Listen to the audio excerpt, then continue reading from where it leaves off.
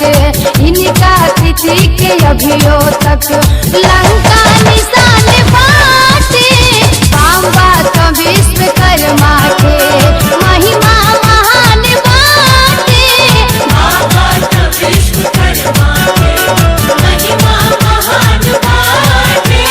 काम बात विश्वकर्मा के।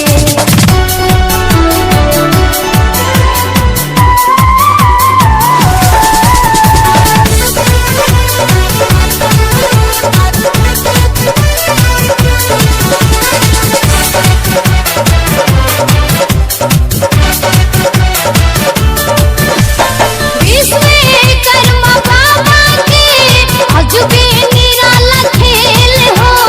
महिमा से इनका चलेला बस गाड़ी और रेल हो। विश्वकर्मा बाबा के अजूबे निराला खेल हो। महिमा से इनका चलेला बस गाड़ी और रेल हो।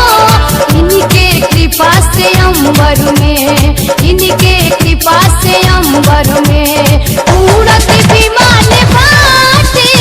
काम बात विश्वकर्मा के महिमा महान बाटे।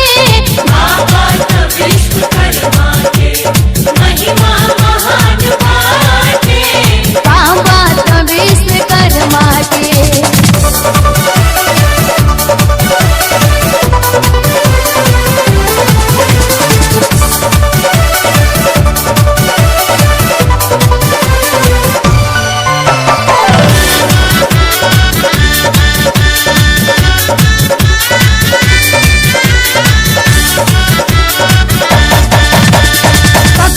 सितंबर के दीना होला इनकर पूजनवा।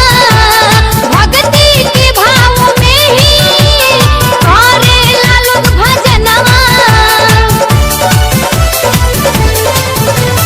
17 सितंबर के दीना होला इनकर पूजनवा। भक्ति के भाव में ही करेला लोग भजनवा। पूजा के थाली लेके लोगवा पूजा के थाली लेके लोगवा